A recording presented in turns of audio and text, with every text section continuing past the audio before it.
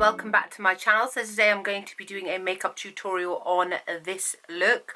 I don't think I've ever done this kind of makeup look before on my channel. I normally tend to go for very warm toned eyes, but this time I've gone in with a lot of blues on my eyes, a lot of cool tones, but then I still threw on a classic kind of pink lip. I'm using on my eyes the brand new MetalMatte eyeshadow palette from Kat Von D, which I know that loads of you would have wanted me to use in a makeup tutorial. So I wanted to do something which is a little bit different for me, because I don't generally tend to go for blue shades that much. But I still wanted you guys to see that you can wear blue tones on your eyes. If you have got medium to dark skin, it doesn't necessarily have to be just geared towards people with fair skin, because they've got more blue to their skin. If that makes sense. And on my lips I'm wearing Colourpop's part of their Hello Kitty collection. I'll link everything below for you guys. Here's a close-up of the look. And I'm also using one of the new Makeup Geek highlighters.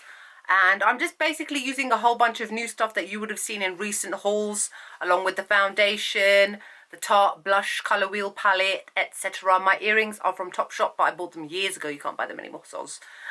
Yeah, so that's it. So I hope you guys enjoy this video. Like, comment, subscribe, and I will see you all in the next video.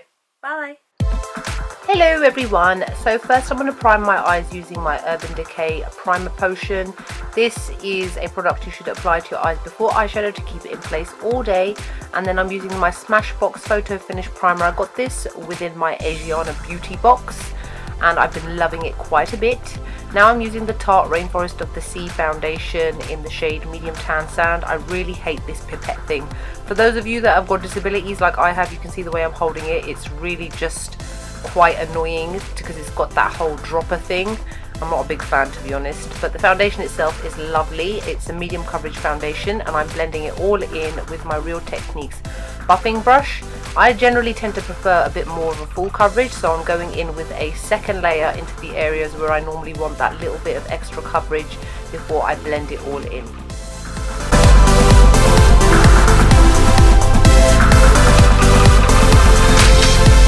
I've already done my brows, by the way. I will list my brow routine below, and now I'm just setting my face with my large Sigma fluffy brush. I'll link all brushes below.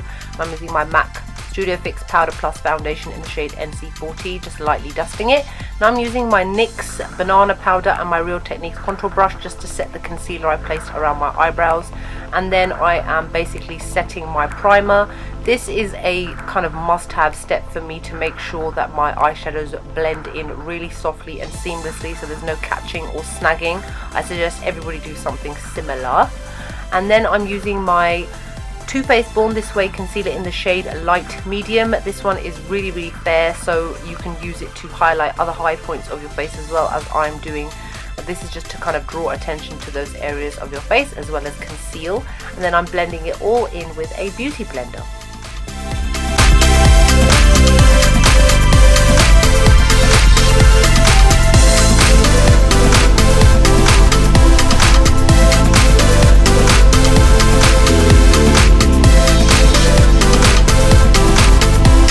And to set the concealer, I'm using my Marc Jacobs Light Filtering Contour Powder in Mirage Filter. I'm using the banana shade just to set it all with that same Real Techniques brush.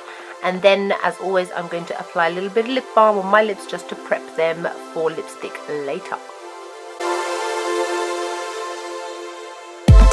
Now I'm using the shade Bone and I am blending it all over my eye with a Sigma E40 tapered blending brush. This is again to kind of neutralize the eye, and if you use any light shades it's more likely to show up a lot more if you place a quite light color all over the lid, and this one is a bone color as the name suggests. And then I'm going in with the shade Fringe and I'm using a Morphe M330 brush, going backwards and forwards in the crease. This is a really pale yellow pink shade, and if I hadn't placed the bone underneath it wouldn't have really shown up that much. As you can see, it's a really, really light shade, and I'm just going to be using this all as like a transitional shade, so it doesn't have to be too dark. And just going backwards and forwards in windshield wiper motions, blending it all in, making sure there are no harsh lines whatsoever.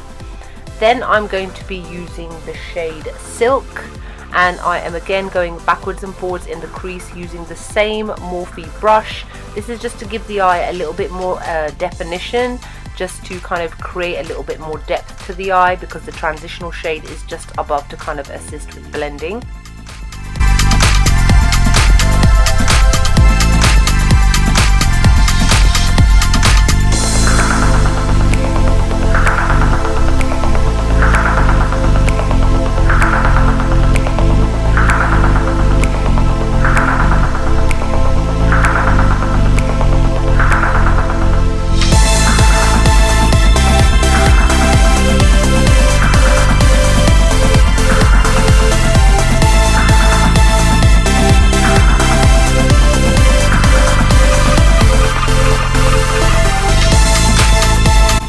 Now I'm using this bright matte blue shade called Velour, and I'm using a classic MAC 217 brush.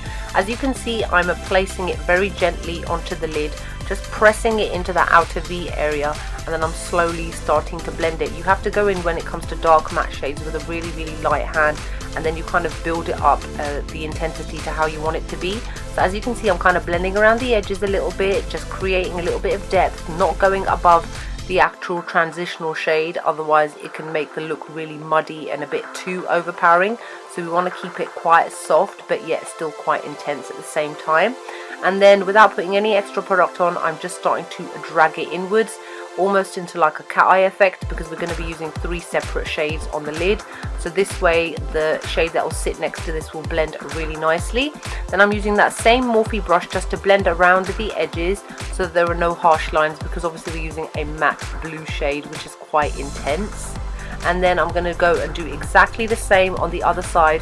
And if you notice, I lift my head up every now and then, and the reason I'm doing it is because in my mirror I'm looking to make sure that it matches on both sides. You can kind of get away with it when you're doing other colors if it's not matching perfectly, but when you're using such a dark shade such as this, you have to make sure that it kind of matches on both sides. And I've got 2 different shaped eyes as well, so that's the reason why I keep lifting up my head, to make sure that everything is symmetrical.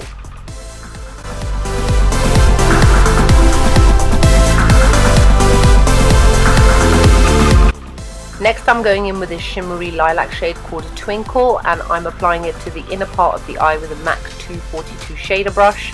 When you're applying 3 shades to the lid, it's best to start with the outside, then the inside, and then you build up the middle. If you start with the middle, you can make the look really muddy and messy.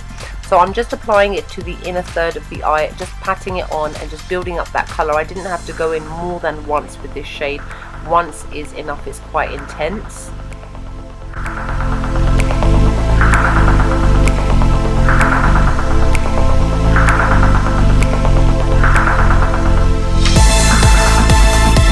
Next I'm using the shade called Nebula, and I've just flipped over that same brush and I am just packing it on and patting it on to that center empty part of the eye.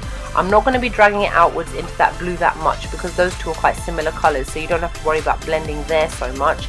But using the edge of the brush, you can just see me blending between the lines. And now I have to make sure that with the lilac shade that there is no, you can see like a really obvious harsh line right now, but as you can see I'm using the edge of the brush just to blend it into that shade.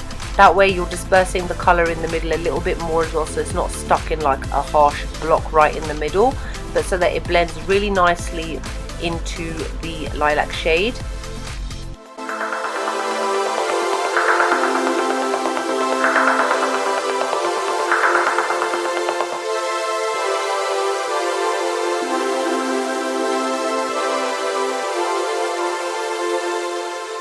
Then with no extra product on, just taking that same 217 brush, just roughly kind of blending between those 2 shades. They're quite similar, so it's easy to blend between the 2 without it looking weird. Now I'm using the shade called Linen, and I'm applying it to my brow bone with a MAC 227 fluff brush. This is just to highlight the brow bone. It's quite a stark matte white shade, so you can see there's quite obvious harsh lines. So I'm going back in a little bit with that Fringe shade and the Morphe brush again, just to blend between those 2 so that there are no obvious harsh lines.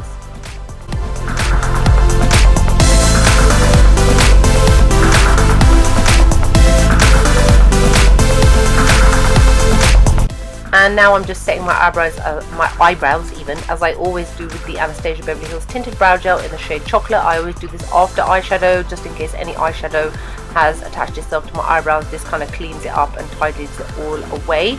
I'm using one of my new eyeliners, which is the NYC Liquid Eyeliner. It's not a felt tip as to what I'm normally used to using my L'Oreal one. It is just like a brush. But I've really been loving this. It's so amazing. It gives such a sharp wing, and my eyeliner is a lot thinner, I've noticed, when I use this than when using my L'Oreal one. And plus I love the fact that it's super black and dark, and so I don't have to go in multiple times to build up the darkness of the shade.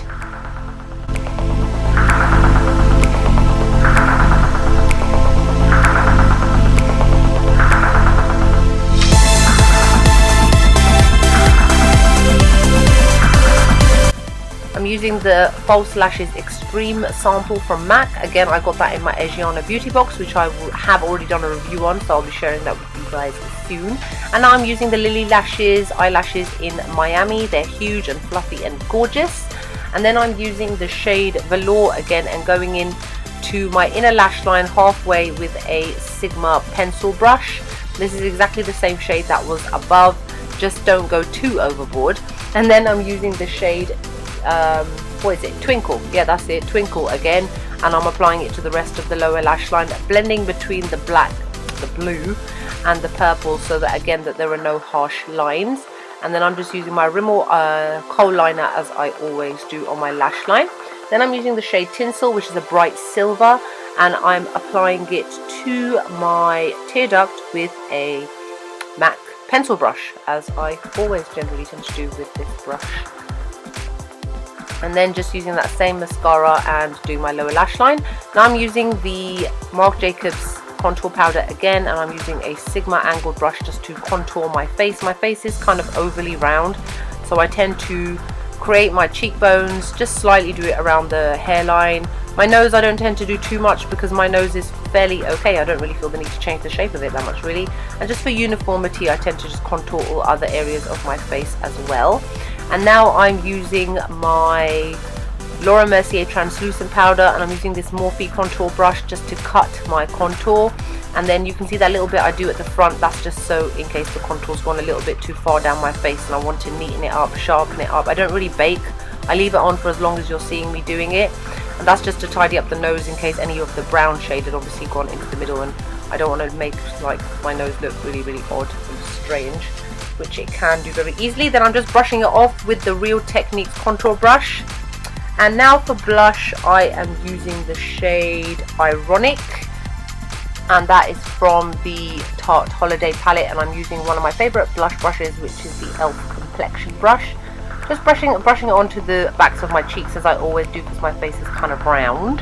And now for highlight, I'm using my Morphe M501 brush, and I'm using one of my new Makeup Geek highlighters, and this is in the shade Moon Phase.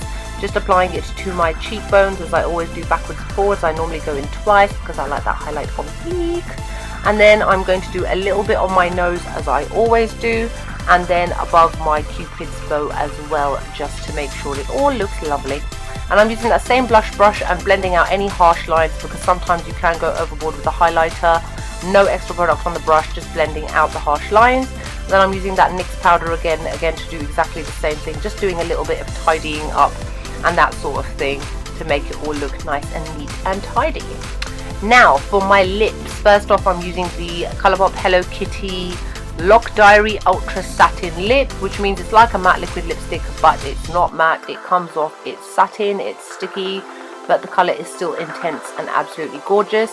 So I'm just going over my lips. Oh, a little bit of a mistake there. It happens to the best of us. Best to remove it with your finger, because that way you don't kind of wipe it all over your face. And now I'm just going to be kind of drying it. I forgot it's not actually matte, so I'm just drying it a little bit before I go in with Arigato Ultra Glossy Lip from Hello Kitty. And I'm just applying it to the center of my lips, because that gives you that kind of illusion of a bit of a pout. As you can see, my lips look great. Oh, hair flick. We don't normally do hair flicks. Oh, playing with the hair as well. Okay, nice. So this is the finished look. I hope you guys enjoy it. Like, comment, subscribe, and I'll see you all in the next video. Bye.